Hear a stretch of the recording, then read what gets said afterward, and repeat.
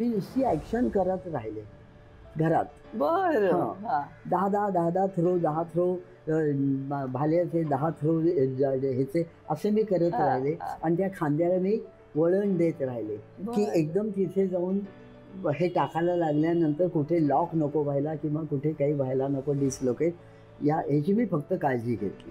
तिथे मला फक्त रनिंगचं एक ब्रॉन्झ मिळालं. पण मी आधी न्यूझीलंडला जाण्यापूर्वी मी गुगलवरती ह्याचे आधीचे रिझल्ट्स बघितले होते आणि मला कल्पना होती की तिथे म्हणजे फारच मी कुठे आहे, मी तिथे पोचूच शकणार नाही. पण आज आपल्याला न्यूझीलंडसारख्या ठिकाणी जायला मिळत आहे, खेळायला मिळणार आहे, तिथला अनुभव आपल्याला घ्यायला मिळणार आहे.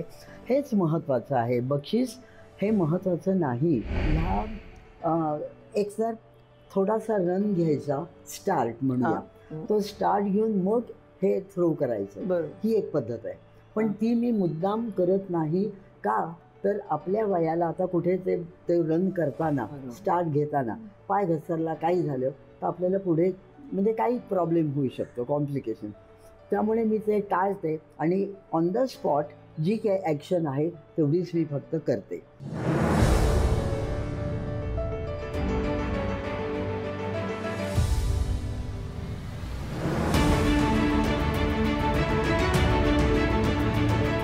नमस्कार.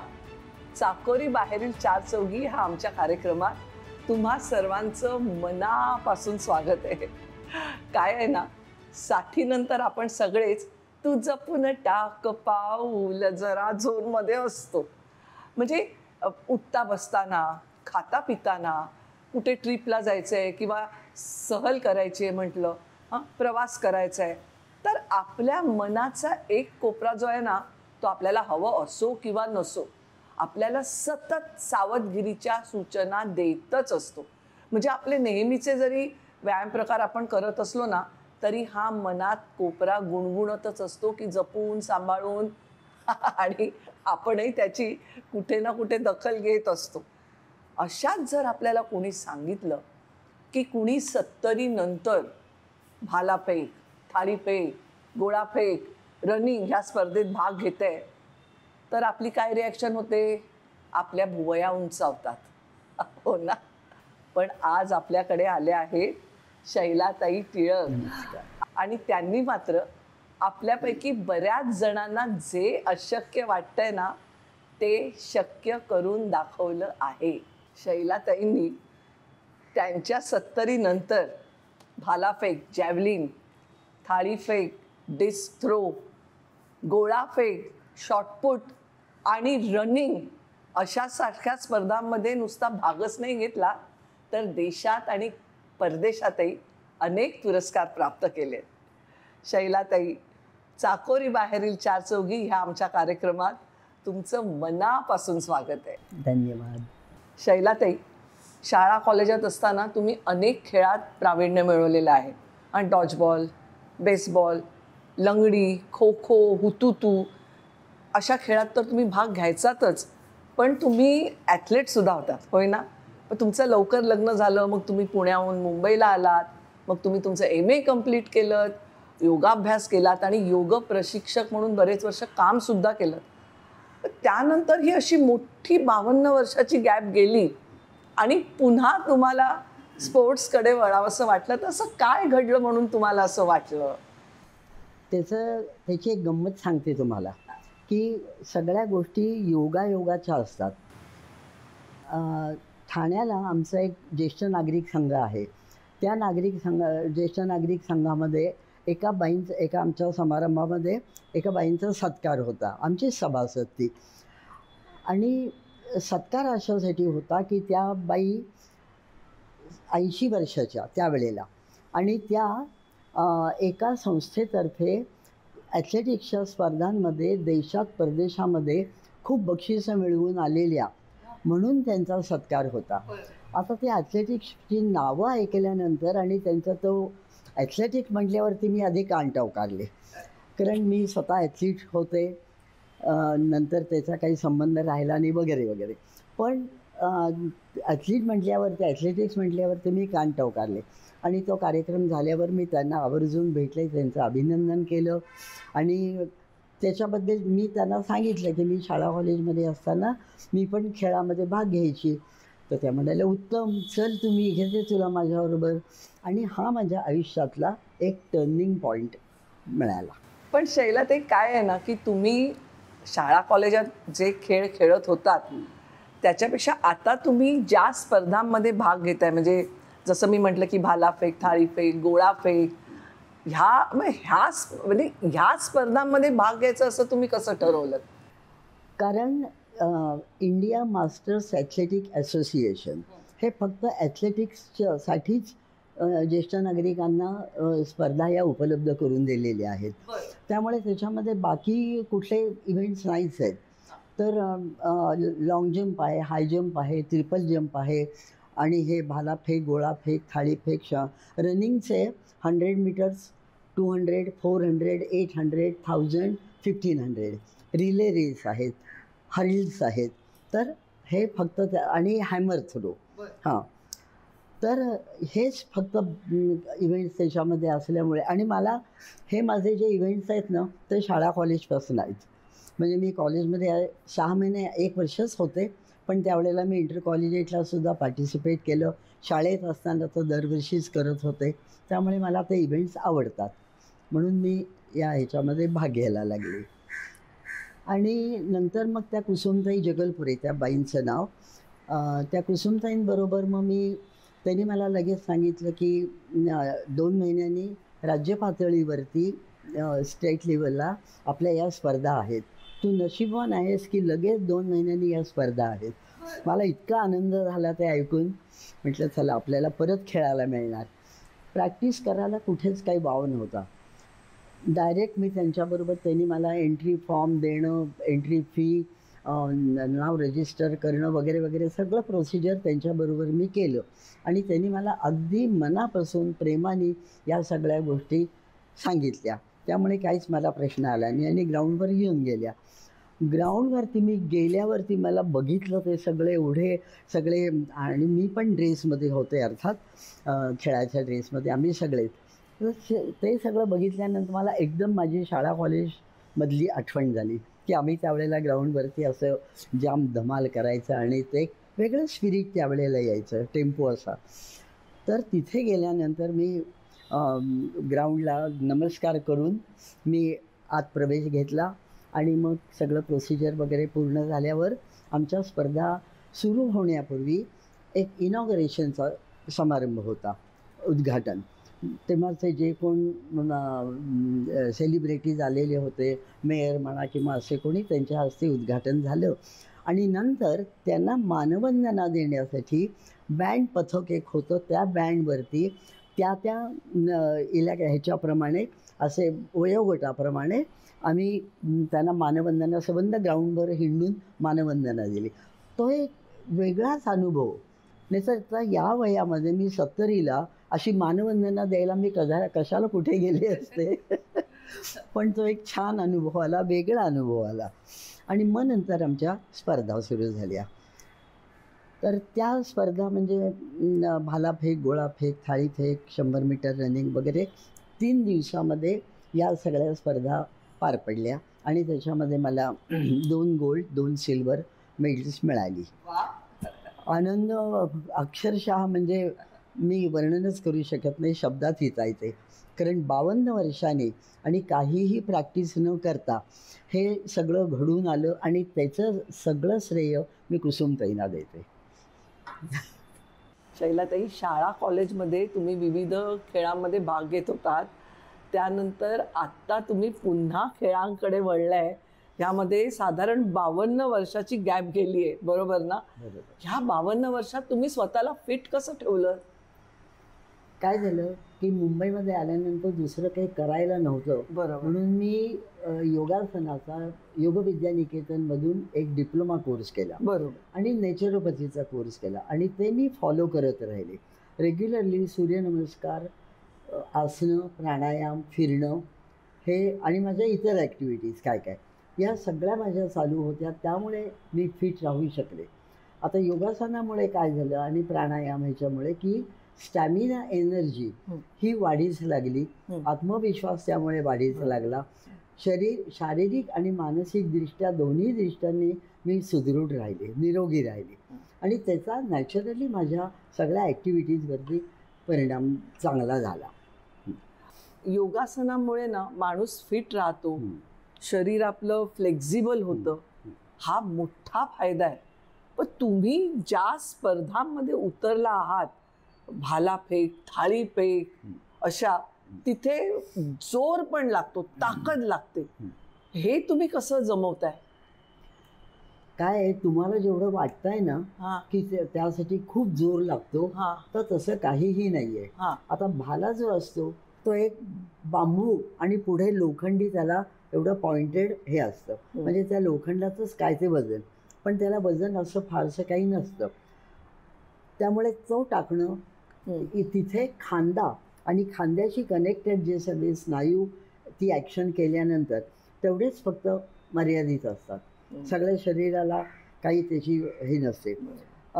तसं गोळाफेक करताना सुद्धा इथनं नुसता तो गोळा टाकायचा असतो, त्यामुळे परत खांद्याचा संबंध. पण तो गोळा वजनदार असतो ना? हो, वजनदार म्हणजे फार वजन वयाप्रमाणे ते त्याचं वजन असतं. आमचा 1.5 किलोचा एवढाच असतो. बरं. हां. नंतर थाळीला सुद्धा एक ठराविक ॲक्शन त्याची घेऊन त्याप्रमाणे या प्रत्येक थ्रोईंग इव्हेंटची ॲक्शन ही वेगळी आहे आणि ती सगळी खांद्यातनं आहे. तर ते खांद्याचं एक काय म्हणूया टोन, तिथल्या मसलचा टोन सांभाळणं एवढंच फक्त काम होतं. आणि ते मी साधनांशिवाय, म्हणजे ही साधनं आपल्याकडे काही नसतात, मी नुसती ॲक्शन करत राहिले घरात. बरं.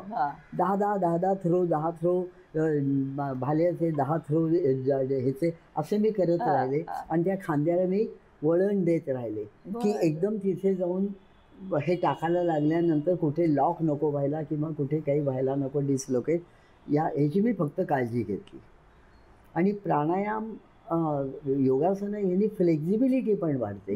ती फ्लेक्झिबिलिटी मला उपयोगी पडली याच्यात. शैलाताई, 2011 साली 52 वर्षाच्या गॅप नंतर कुठलाही सराव नसताना स्पर्धेत भाग घेऊन तुम्ही 2 गोल्ड मेडल्स आणि 2 सिल्वर मेडल्स प्राप्त केलीत.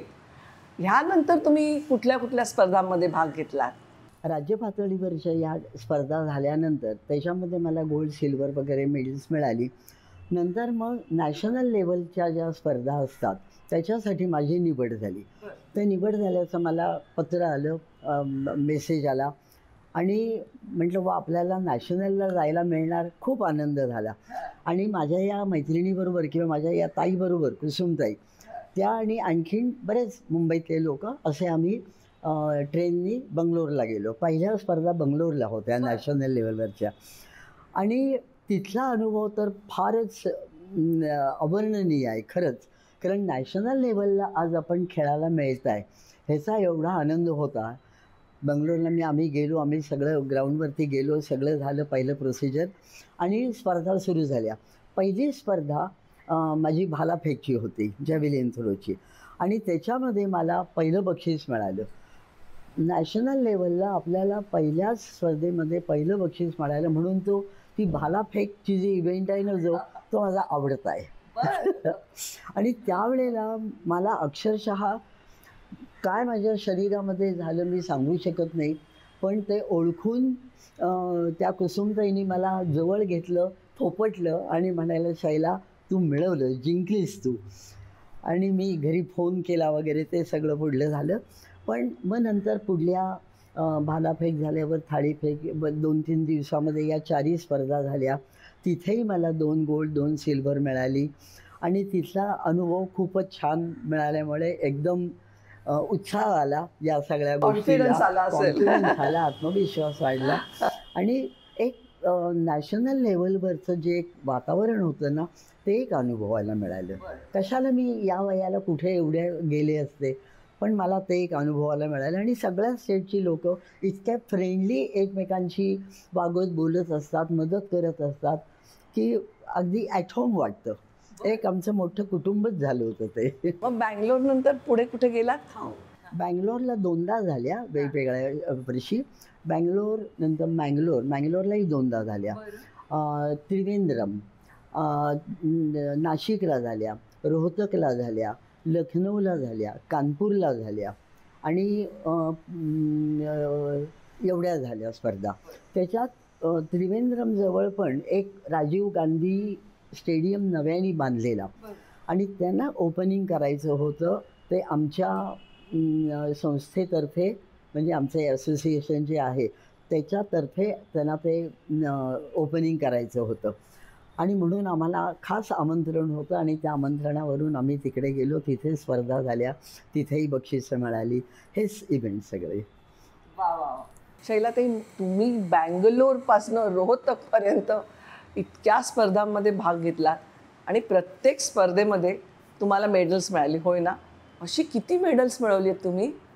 मला नॅशनल लेवल स्टेटला 2 गोल्ड 2 सिल्वर आणि त्याच्यानंतर हे जे सगळे नॅशनल लेवलवरती 8-10 ठिकाणी खेळून आले, तर एकूण मला आत्तापर्यंत 15 गोल्ड, 12 सिल्वर आणि 1 ब्रॉन्झ.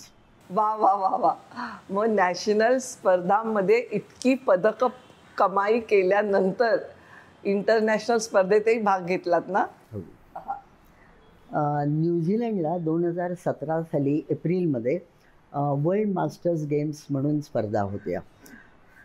त्याच्यामध्येही माझं सिलेक्शन झाल्याचं मला संस्थेकडनं असोसिएशनकडनं पत्र आलं. ते बघितल्यानंतर तर मी खरंच हरकून गेले की इंटरनॅशनल लेवलपर्यंत आपण पोचू शकतो आहे, याचा मला खरंच आनंद झाला. आणि त्याप्रमाणे आमची तयारी सगळी सुरू झाली. पासपोर्ट, व्हिसा, अमुक तमुक सगळं प्रोसिजर झालं कंप्लीट आणि आम्ही 17 एप्रिल 2017ला आम्ही रात्रीच्या फ्लाईटनी सगळे मुंबईतले जेवढे लोक होतो वेगवेगळ्या ग्रुपमधले ते सगळे एका ग्रुपमध्ये आम्ही इंटरनॅशनलला, न्यूझीलंडला, ऑकलँडला होत्या या स्पर्धा. तिथे गेलो. 22 तासांचा प्रवास. पहिल्यांदाच एवढा विमानाचा प्रवास होत होता. इथल्या इथे डोमेस्टिकला कधी कधी गेलेली होते आणि तिथेही मी याच 4 इव्हेंट्समध्ये भाग घेतला होता. भालाफेक, गोळाफेक, थाळीफेक आणि 100 मीटर रनिंग. तिथे मला फक्त रनिंगचं 1 ब्रॉन्झ मिळालं.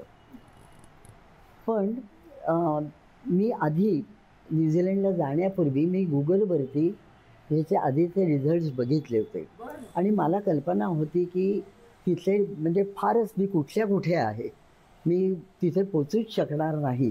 पण आज आपल्याला न्यूझीलंडसारख्या ठिकाणी जायला मिळत आहे, खेळायला मिळणार आहे, तिथला अनुभव आपल्याला घ्यायला मिळणार आहे.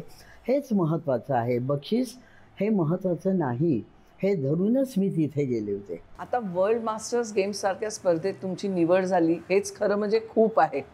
पण मला सांगा, निवडीचे निकष काय असतात? म्हणजे तुमच्या मागच्या परफॉर्मन्सवर बेस्ट असतं की परत तुमची काही कॉम्पिटिशन होतात? नाही, परत कॉम्पिटिशन वगैरे नाही. आधीचे जे सगळे रेकॉर्ड आहे, रिझल्ट्स आहेत आमचे, त्याच्यावरच ते ठरवतात आणि सिलेक्शन होतं. भारतातल्या विविध राज्यात तुम्ही खेळला होतात. त्या राज्यांमध्येही आपलं वातावरण, तापमान वेगवेगळंच असतं. पण डायरेक्ट तुम्ही न्यूझीलंडला गेलात, तिथलं तापमान तर अधिकच वेगळं असणार. तर असा काही फरक तुम्हाला तुमच्या परफॉर्मन्सवर या तापमानाचा जाणवला?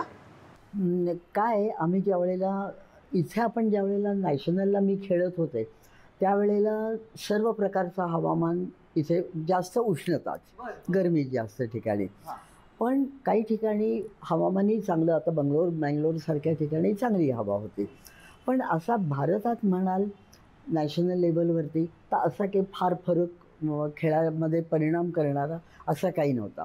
फक्त न्यूझीलंडला गेलेले असताना जरी एप्रिल महिना होता, फार थंडी नव्हती, म्हणजे त्यांच्या दृष्टीने हा उकाडाच असं, पण आम्हाला ती थंडी होती. तर त्या ह्याच्यामध्ये आणि संध्याकाळी 4-4:30लाच इथे काळोख पडायला लागायचा. हो, म्हणजे आपल्याकडे 7-7:30ला जसा काळोख पडतो तसा 4-4:30पासूनच काळोख पडायचा. आणि त्याच्यानंतर मग कधी कधी रनिंगची एकदा ती जी स्पर्धा झाली ती त्या थंडीच्या ह्याच्यामध्ये, त्यातसुद्धा त्यांनी काय सांगितलं की फुल पॅन्ट होती तर ती फोल्ड करून गुडघ्याच्या वरपर्यंत आली पाहिजे, गुडघ्याची मूवमेंट आम्हाला दिसली पाहिजे. आणि त्यामुळे आम्हाला ते मग ते त्यांचे जे व्हॉलेंटियर्स असतात ना तेच पॅन्ट बिंट फोल्ड करायला लागतात, आपल्याला काही करायला लागत नाही. इतकं सहकार्य तिथे छान मिळायचं. पण आम्ही म्हटलं की एवढी थंडी आहे, आम्ही कसं हे करणार वगैरे. नाही, धावायला लागलात की म्हणे तुम्हाला एकदम हे होईल. आणि खरंच तसं झालं की धावायला लागल्यावरती मग आपोआप अंगामध्ये ऊब आली, एवढं थंडीचं जाणवलं नाही. आणि बेताची थंडी होती तशी, फार कडाक्याची म्हणण्यासारखं काही नव्हती. त्यामुळे निभावून गेलं. ताई, अलीकडे काय झालं ना, कुठल्याही वयाचा खेळाडू असतो ना, त्याचा प्रशिक्षक असतो, तो ट्रेनिंग घेतो.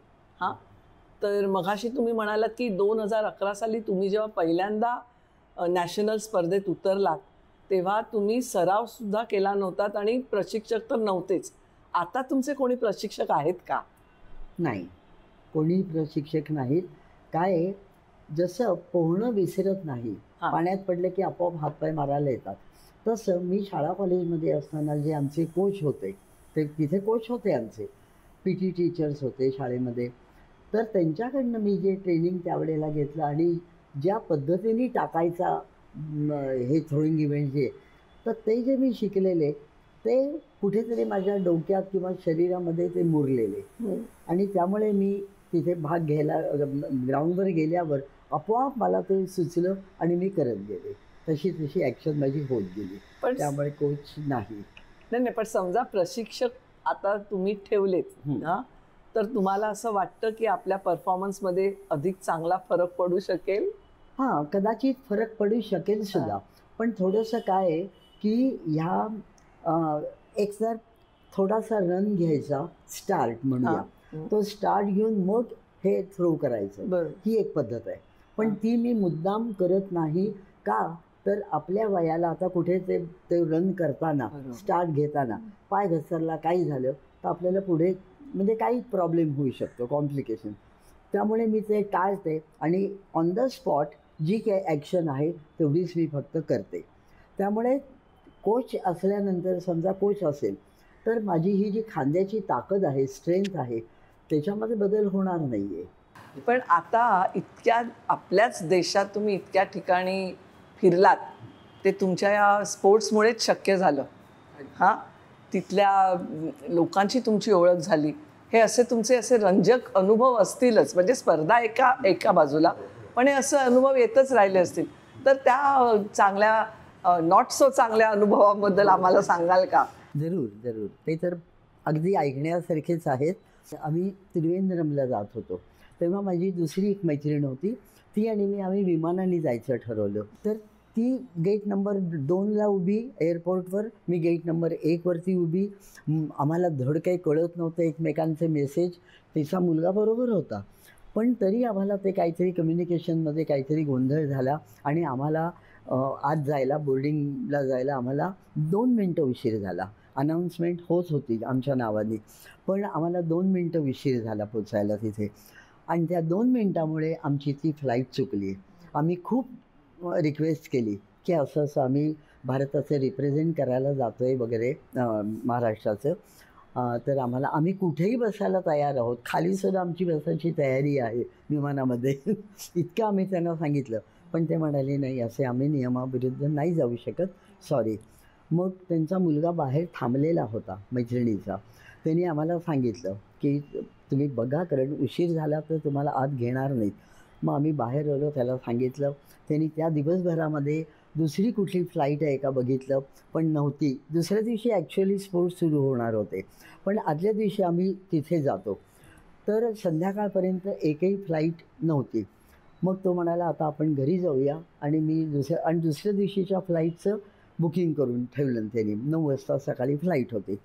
त्याप्रमाणे आम्ही दुसऱ्या दिवशी 9 वाजता त्यांनी आम्हाला म्हणजे वेळेवर एअरपोर्टला सोडलं. आम्ही विमानात बसलो, त्रिवेंद्रमला आम्ही पोचलो आणि हॉटेलवर जाऊन सामान टाकून धावत म्हणजे रिक्षाने आम्ही ह्याला गेलो ग्राउंडवर गेल्यावर समजलं आम्हाला, एकतर ती फ्लाईट चुकली म्हणून खरंच इतकी चुटपुट लागली ती की आपले उद्या सकाळचे एखादा तरी इव्हेंट जाणार म्हणून चुटपुट लागली होती.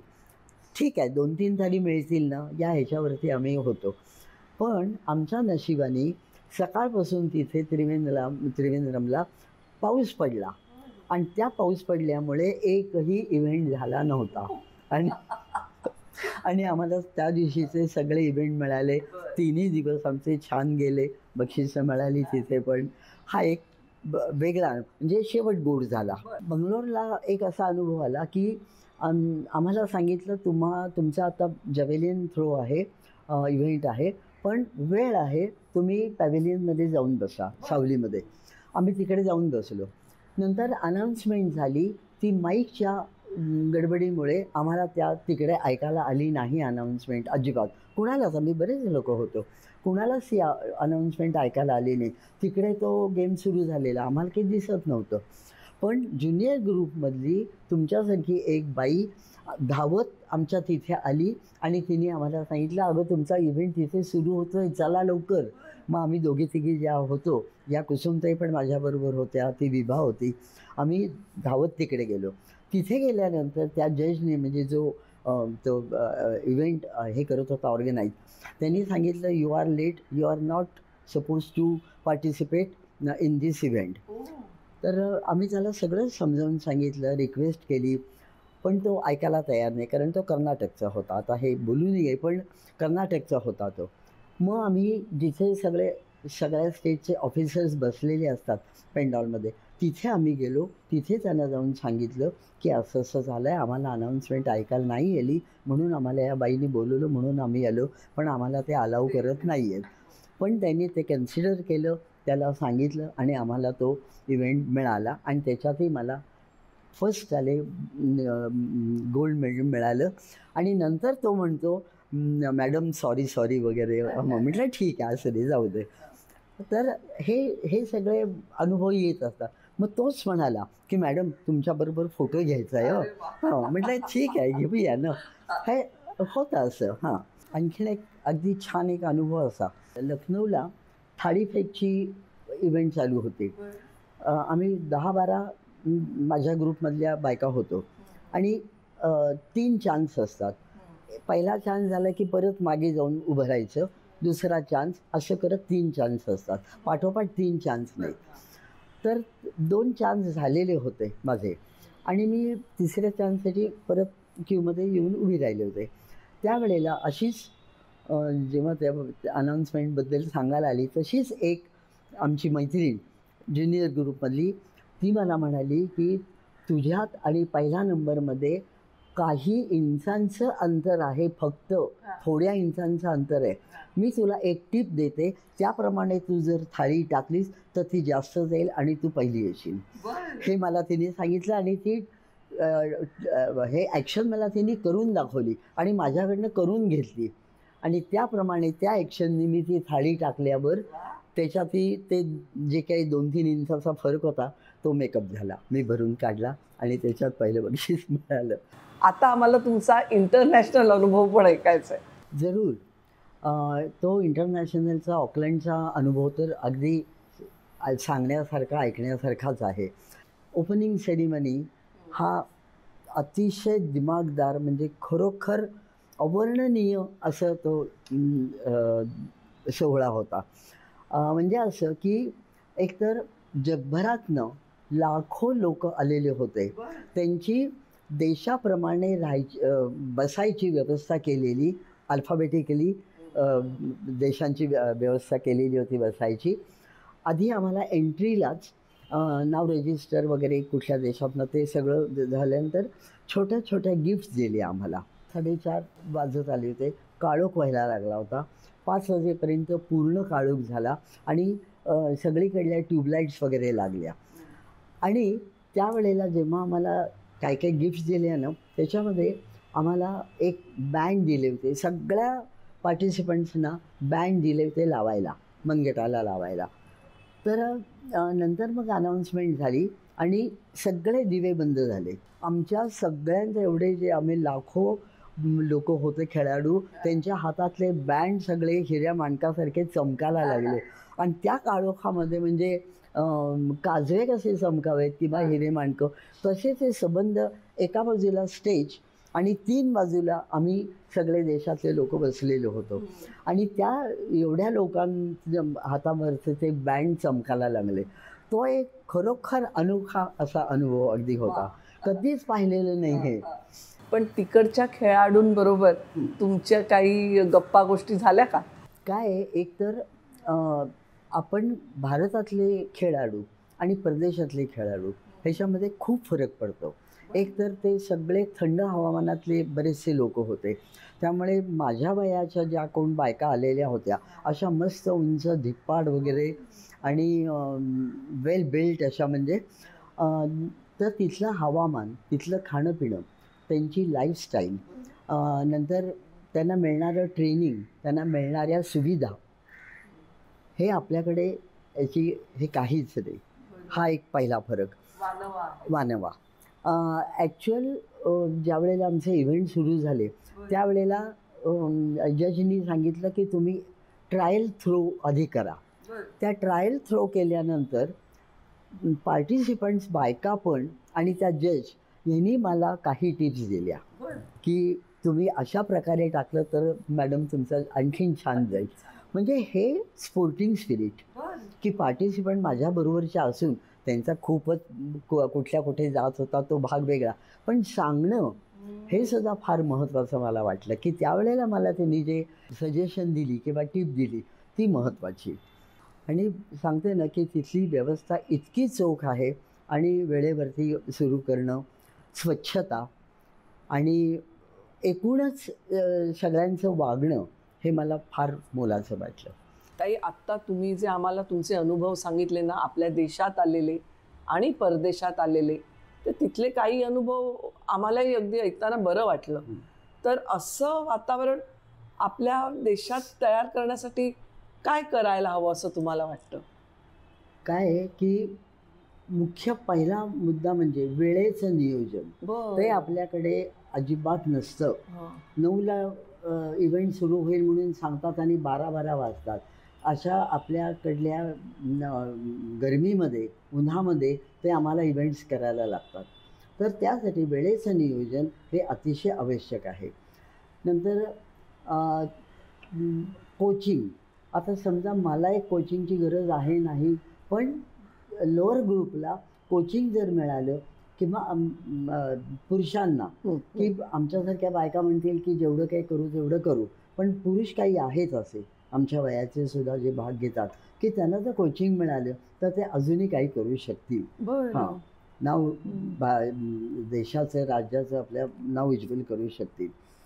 तिसरं म्हणजे आर्थिक बाब. हां, की आम्हाला कुणालाही म्हणजे फक्त नोकरी करणाऱ्यांना पैसे मिळतात TADA, पण आमच्यासारख्यांना रिटायर्ड झालेल्या लोकांना कुठलीही आर्थिक मदत मिळत नाही. ती जर मिळाली तर आपल्या देशामध्ये असे खेळाडू कमी नाही आहेत की जे खेळू शकतील, पण आज त्यांना वाव नाही, कोचिंग नाही, पैसा नाही हातामध्ये, त्यामुळे त्यांना मिळत नाही. आणि त्यासाठी म्हणून मी ज्या आत्तापर्यंत बऱ्याच ठिकाणी माझ्या मुलाखती झाल्या, तर त्या मुलाखती देण्याचा उद्देशच हा आहे की अनुभव कथन, की अनुभव काय आला, तर हा असा असा अनुभव आला आणि या ज्या आर्थिक बाबी म्हणा, कोचिंग म्हणा, वेळेचं नियोजन म्हणा, हे सुधारावं किंवा आर्थिक मदत आम्हाला मिळावी, या दृष्टीने काहीतरी त्याचा फायदा होईल, कोणीतरी त्याची दखल घेईल असं मला वाटतं. सरकारकडून ह्याला काही मदत मिळते का तुमच्यासारख्या खेळाडूंना? नाही मिळत. म्हणजे आमच्या संस्थेकडनं, ऑर्गनायझेशनकडनं पण नाही मिळत आणि सरकारी मदत पण नाही.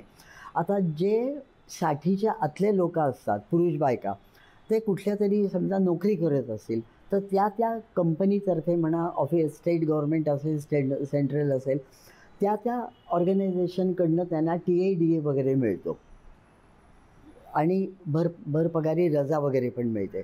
पण आम्हाला काहीही मिळत नाही. पण ह्याच्यामध्ये आनंद आहे, आपल्याला करायला मिळत आहे. काहीतरी आपण करून दाखवावं, प्रूव्ह करावं स्वतःला आणि आपल्यापासून कोणीतरी एक प्रेरणा पण घ्यावी. हो, काय असतं ना की तुम्ही इतक्या रिगरस स्पोर्ट्समध्ये भाग घेत आहे, थाळीफेक, भालाफेक, गोळाफेक, हां, तर तुमच्या शरीराला प्रोटीनयुक्त आहाराची भरपूर गरज असणार, कारण ती आवश्यकताच आहे, प्रत्येक स्पोर्ट्समनला ती असते. आणि डॉक्टर्स आपल्याला जनरली काय सांगतात की अमुक वयानंतर जरा आहारावर ताबा ठेवा, तुम्ही त्या अमुक वयातही पोचलेले आहात. तर हे गणित तुम्ही कसं सांभाळता? प्रोटीनयुक्त आहार आणि थोडा ताबा ठेवून आहार. काय आहे की एकतर आपण लहानपणापासून जे काही खातोय पितोय, आपला चौरस आहार असतोच. आपल्या एक पद्धती, लाईफस्टाईल म्हणूया, किंवा एक आवश्यक भाग, जेवण हा आवश्यक भाग आहे, आहार हा. तर त्याच्यामध्ये चौरस आहार हा आपण लहानपणापासूनच घेत आलेलो आहे. आपल्या आहारामध्ये डाळी असतात, कडधान्य असतात, गहू तांदूळ वगैरे असतं, हे सगळं असतं. प्लस दूध, तूप, दही, ताक या गोष्टीसुद्धा आपल्या ह्याच्यामध्ये असतात. मी नॉनव्हेज खात नाही, मी फक्त व्हेजिटेरियन आहे. पण मला असं वाटत नाही की बाहेरनं आणखीन वेगळ्या प्रोटीनची काही गरज आहे का, अशी मला आत्तापर्यंत तरी गरज नाही आहे वाटलेली. ताई, लग्नानंतर मी जर हे खेळ सुरू ठेवले असते, स्पर्धामध्ये भाग घेणं सुरू ठेवलं असतं, तर आज मी ऑलिम्पिक्समध्ये पण जाऊ शकले असते, असं कधी मनात येतं का हो? खरं सांगायचं तर नाही. त्याचं कारण असं आहे की ऑलिम्पिक्स या गेल्या काही वर्षातले आहेत. आमच्या लहानपणी ऑलिम्पिक हा शब्द पण इव्हन आत्तापर्यंत मला माहीत नव्हता. त्यामुळे आणि मी तुम्हाला म्हटलं तसं की कोचिंग, आर्थिक बळ आणि वेळ, आपण साधारणपणे बायका भारतातल्या या आपण संसारामध्ये गुंतलेले असतो. त्यामुळे हे मला नाही वाटत की मी पुढे ते खेळ चालू ठेवले असते तर मी ऑलिम्पिकला वगैरे गेले असते. अगदी फ्रँकली सांगते हे. आणि ऑलिम्पिक हे आत्ता अलीकडची हे आहे. आमच्या लहानपणी वगैरे ऑलिम्पिक हा शब्दही आम्हाला माहीत नव्हता. पण तुम्ही इतकं छान खेळताय, ह्या वयातही मेडल्सवर मेडल्स मिळवताय, आता आपण थांबूया असं तुमच्या मनात नाही ना येत आहे? नाही, इथे मी खेळायला जाणार. इथे आत्ता नॅशनलला एकदा एक 100 वर्षाची बाई महाराष्ट्रातली चाललेली होती. आणि ऑकलंडला मी जेव्हा गेले होते तेव्हा आपल्या पंजाबची बाई 101 वर्षाची, त्या पण तेव्हा आलेल्या होत्या. या 2 बायकांचा मी आदर्श ठेवलेला आहे की मी पण माझ्या 100रीला 2041 साली मी खेळायला जाणार. क्या बात आहे. पण तुम्ही एक गोष्ट सांगायला आम्हाला विसरताय. गेल्या महिन्यात तुमची सोमय्या कॉलेजमध्ये जी स्पर्धा झाली ती आता अगदी लेटेस्ट. त्याच्यामध्ये मला 3 गोल्ड, तिन्ही थ्रोइंग इव्हेंट्समध्ये 3 गोल्ड आणि रनिंगमध्ये सिल्वर मेडल मिळालं. क्या बात है, क्या बात है. पण आता सगळ्यात महत्त्वाचा प्रश्न, तुमचा हा एपिसोड बघून एखाद्या सिनियर सिटीजनच्या मनात आलं की वाय नॉट मी पण ट्राय करून बघेन, तर त्यांनी कसं अप्रोच व्हावं? कारण तुम्हाला त्या ताईंची मदत मिळाली होती. आता हे जे मी मुलाखती देते ना वेगवेगळ्या ठिकाणी, मुद्दाम ज्येष्ठ नागरिक संघ, महिला मंडळं, इथे ज्येष्ठ लोकच असतात जास्त करून, तर त्यांच्या कानापर्यंत जावं आणि त्यांनी त्यातनं स्फूर्ती घेऊन काहीतरी करावं, हे एक. आणि दुसरं म्हणजे आता गुगलवरती आपण हे सगळं बघू शकतो, इंटरनेटवरती आपण आज सर्च करू शकतो. आणि इंडिया मास्टर्स ॲथलेटिक असोसिएशन या ह्याच्यावरती हे जर आपण टाकलं तर आपल्याला त्याची सगळी माहिती मिळू शकते. India masters athletic association. बरं. तर किंवा नुसतं मास्टर्स ॲथलेटिक असोसिएशन म्हटलं तरी सुद्धा तुम्हाला गुगलवरती सर्च केल्यावर मिळेल, सगळी माहिती मिळेल. इव्हन आपल्याला आधीचे रिझल्ट्स मिळतात. बरं. शैलाताई, आमच्यासारख्या उत्तरायणाच्या दिशेने वाटचाल करणाऱ्या लोकांना आणि आजच्या तरुण पिढीला तुम्ही काय सांगाल हो? काय सांगावं असं वाटेल तुम्हाला? त्या ज्येष्ठांना मला असं सांगावं असं वाटतं की रेग्युलरली आसनं आणि प्राणायाम, फिरणं हे आपण करू शकतो. आणि त्यामुळे आपल्याला इतरही बरेच छंद आपण जोपासू शकतो. त्यातलं कौशल्य वाढायला आपल्याला मदत होते. एनर्जी, स्टॅमिना, आत्मविश्वास वाढायला मदत झाल्याने आपण हे छंद जोपासू शकतो. आणि त्यामुळे शारीरिक मानसिकरित्या आपण छान राहतो. Healthy mind in healthy body. आणि हे आत्मविश्वास वाढतो. आपल्याला जगताना आनंद मिळतो. हे जग खूप सुंदर आहे आणि त्या आनंदाने त्याचा आनंद घ्या त्या जगाचा. आपण आनंदी राहूया आणि इतरांना आनंद देऊया. तर तरुण पिढीला म्हणावं तर मी कंपॅरिझन वगैरे असं नाही की आमच्या वेळेला असं होतं आता असं आहे वगैरे. पण ही पिढी आत्ताची जी आहे, नवीन मुलं जी आहेत, ती जी फार पैशाच्या मागे, भौतिक सुखाच्या मागे जी धावत आहेत आणि त्यामुळे एक स्वत्व गमावून बसल्यासारखं एक ज्या कॉम्पिटिशनच्या जी रॅट रेस आहे त्याच्यामागे ते जी धावत आहेत, त्यामुळे त्यांचं जीवन हे सुसह्य नाही तर दुसह्य होत चाललेलं आहे. वेळेवरती 2 वेळचं जेवण नाही, झोप नाही. रात्री 12-12, 1-1 वाजता ऑफिसमधून मुलं येतात, आपण बघतो. त्यामुळे त्यांचं धड जेवण, झोप म्हणजे हे जे गोष्टी नॅचरल आहेत या आणि त्या मिळणं फार आवश्यक आहे. त्यामुळे तिथे कुठेतरी त्यांनी विचार करावा. शैलाताई, तुमच्याशी बोलताना मला 2 गोष्टी लक्षात आल्या. एक म्हणजे नुसते शारीरिक व्यायाम नव्हे, तर हे जे तुम्ही म्हणताय ना, ते मनाचे व्यायामही प्रत्येकाने आपलेसे करणं अत्यंत महत्त्वाचं आहे. आणि दुसरी महत्त्वाची गोष्ट माझ्या अशी लक्षात आली आहे, की आपलं जर एखादं स्वप्न असेल, आपली जर एखादी आवड असेल, तर त्याला वय हे बंधनकारक होऊच शकत नाही. एक्झॅक्टली. कुठल्याही वयात आपण काहीही मिळवायचं म्हटलं तर मिळवू शकतो. अगदी अगदी. शैलाताई, आज तुम्ही आमच्या कार्यक्रमात आलात. तुमच्या साध्या सरळ बोलण्याने आम्हाला इतकं प्रभावित केलं आहे. मी तुमचे मनापासून आभार मानते. मी तुमचे आभार मानायला पाहिजे. धन्यवाद. आजचा कार्यक्रम तुम्हाला आवडला असेल तर लाईक करा, इतरांबरोबर शेअर करा आणि सबस्क्राईब करायला अजिबात विसरू नका. सबस्क्रिप्शन फ्रीच असतं. भेटूया पुढील कार्यक्रमात. नमस्कार.